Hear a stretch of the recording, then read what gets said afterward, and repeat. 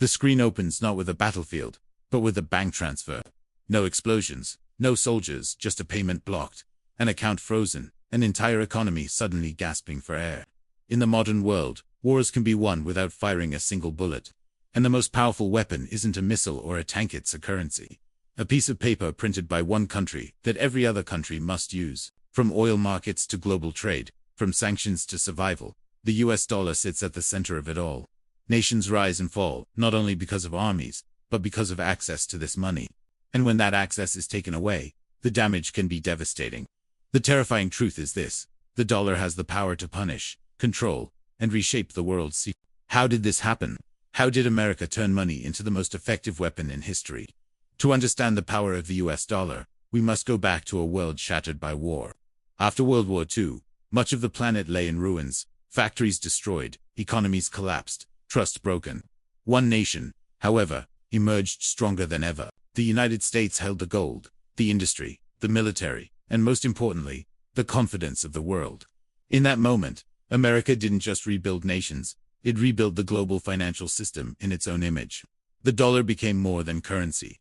It became a promise of stability, a symbol of trust, and eventually, a tool of influence. Over time, oil was priced in dollars, debts were paid in dollars, and global trade flowed through dollar-based systems. What began as convenience slowly turned into dependence. Today, even America's rivals rely on it. This is the story of how trust became power, how money became control, and how the US dollar quietly evolved into the most powerful weapon the world has ever known. For thousands of years, power was measured in gold. Empires rose and fell, but one rule remained constant. Whoever controlled gold controlled trade. Gold had no flag, no ideology, and no loyalty. It was trusted because it was rare, difficult to counterfeit, and accepted everywhere. From ancient kingdoms to the British Empire, gold acted as the final judge of value. Paper money existed, but it was always tied to gold, because without gold, paper was just paper. In the 19th and early 20th centuries, the world operated under the gold standard. Countries promised that their currencies could be exchanged for a fixed amount of gold. This system created stability, but it also created limits. Governments could not print money freely. Every war, every crisis, and every expansion required real gold. When World War I erupted, these limits became a problem. Nations needed money to fight, but gold was finite.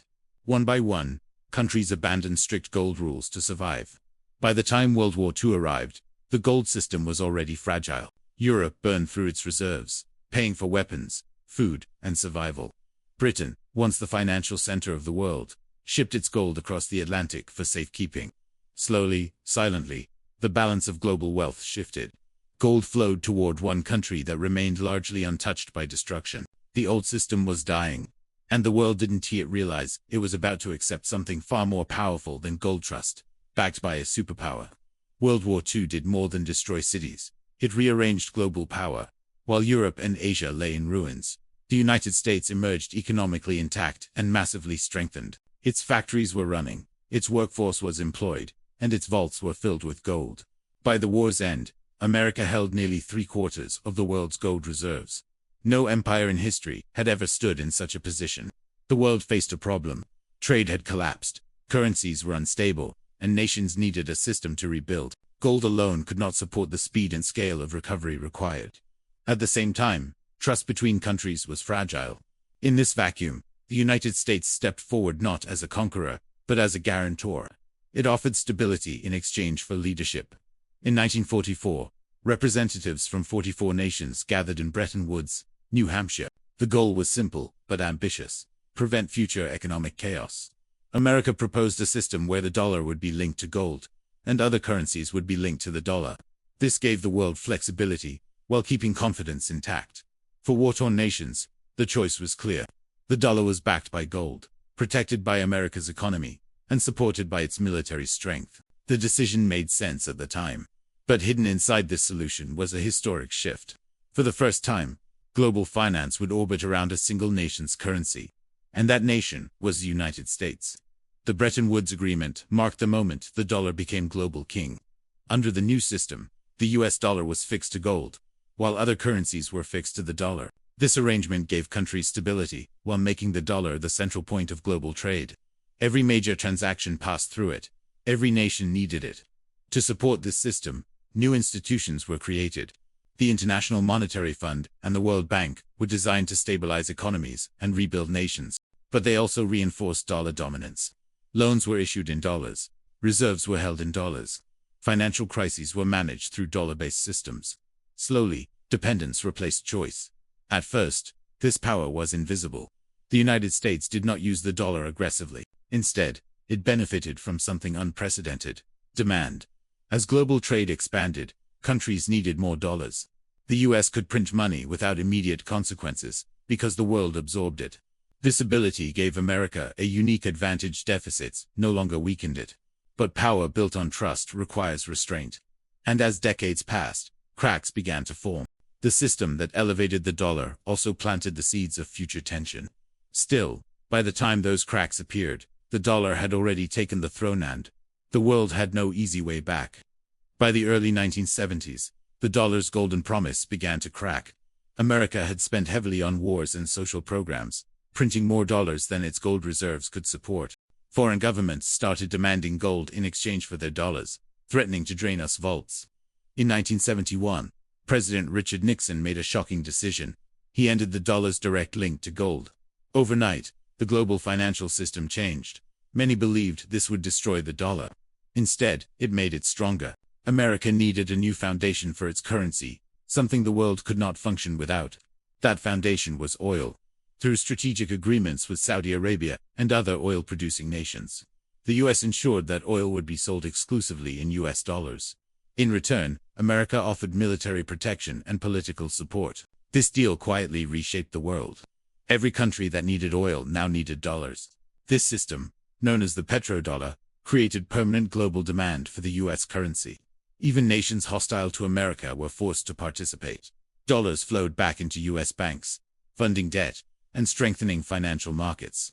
Oil became more than energy; it became a tool of monetary control. By tying its currency to the world's most essential resource, the United States achieved something no empire had before: forced global reliance without occupation. The dollar no longer needed gold. It had oil, alliances, and unmatched military backing. With global demand locked in, the United States gained a privilege no other country possessed. It could print money on a massive scale without collapsing its currency. While other nations faced inflation and crises, America financed wars, bailouts, and growth through debt. This wasn't magic, it was trust. Foreign governments, banks, and investors bought us debt because it was safe, liquid, and backed by the strongest economy on earth. Treasury bonds became the ultimate refuge in times of crisis. Ironically, when the world feared instability, it rushed toward the dollar, not away from it. This system turned debt into a weapon of stability. America could run deficits without losing confidence. It could influence markets through interest rates, and it could absorb global savings into its own economy. Critics warned this power was dangerous. Supporters argued it kept the world stable. Either way, no other nation enjoyed such freedom. The dollar was no longer just money. It was the foundation of global finance. And foundations, once set, are hard to replace. In the modern era, America discovered the most powerful use of its currency: punishment without war. Because most global trade flows through dollar-based systems, the U.S. gained control over financial access. Sanctions became surgical strikes, freezing assets, blocking payments, isolating economies. Countries like Iran, Russia, and Venezuela learned this reality firsthand. Cut off from the dollar system, their economies struggled to breathe. Banks collapsed, currencies fell, and trade slowed. No missiles were launched, yet the damage was severe. The SWIFT banking system, though international, operates within this dollar-dominated framework. Control over it gave the U.S. unprecedented reach. But this power came with consequences. Each sanction reminded the world that the dollar was not neutral, it was political. And as fear spread, so did resistance. The very weapon that made America powerful also pushed rivals to search for alternatives. The question was no longer whether the dollar could be used as a weapon, but how long the world would tolerate it. Despite growing resentment and repeated attempts to escape its grip, the US dollar remains at the center of the global system. The reason is simple but uncomfortable: there is no true alternative. The dollar is deeply embedded in global trade, finance, and crisis management. Most commodities are priced in dollars, international debts are settled in dollars, and central banks hold the majority of their reserves in dollars. This creates a level of liquidity and stability that no other currency can currently match.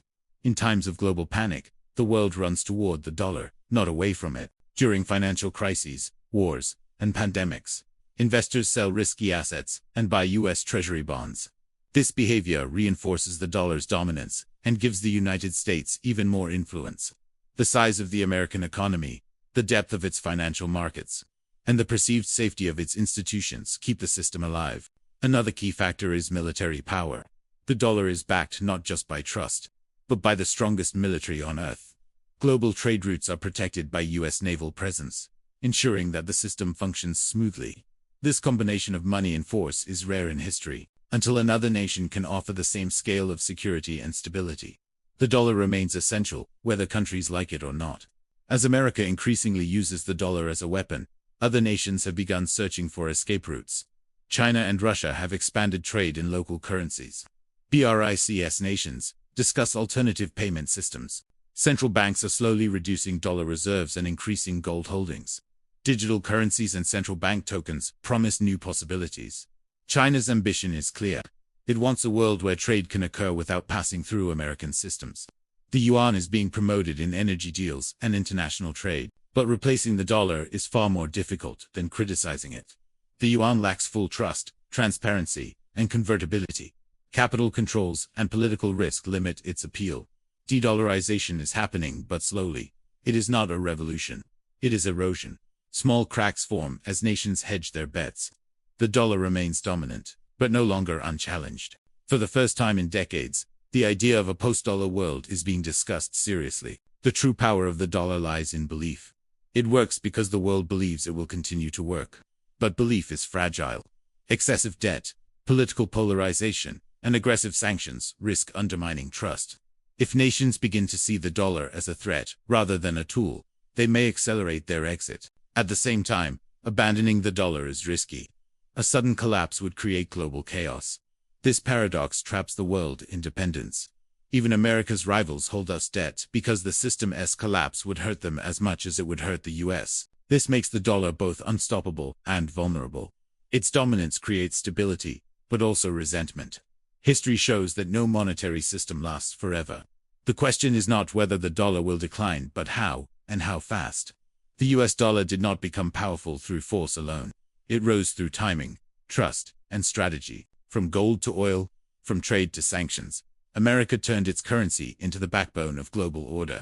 It is the most effective weapon ever created, because it convinces others to rely on it willingly. But every weapon carries risk. Overuse can weaken its power. As rivals rise and alternatives grow, the dollar faces its greatest test. Whether it remains dominant for decades or slowly fades into history depends on trust, something that cannot be printed. The future of global power may not be decided on battlefields, but in banks, markets, and belief. And as long as the world believes in the dollar, America holds the most powerful weapon of all. The story of the US dollar is not just about money, it is about power built on trust, timing, and belief. What began as a solution to global chaos slowly transformed into the backbone of the modern world. The dollar doesn't dominate because it is perfect, but because the system around it has no safer replacement. Every trade, every crisis, every war has reinforced its position, turning a simple currency into an invisible force that shapes nations without ever crossing a border. But history reminds us of one hard truth. No system is permanent. The same trust that empowers the dollar can one day weaken it. As countries search for alternatives, and as America continues to use its currency as a tool of pressure, the world edges toward a future that looks less certain and more divided. The dollar may remain king for years to come, but its greatest strength, global belief, is also its greatest vulnerability. The next chapter of global power will not be decided by tanks or treaties alone. It will be decided by confidence, cooperation, and the willingness of the world to keep believing in a system built decades ago. When that belief finally shifts, history will mark it not as a sudden collapse, but as a slow, quiet change that reshaped everything.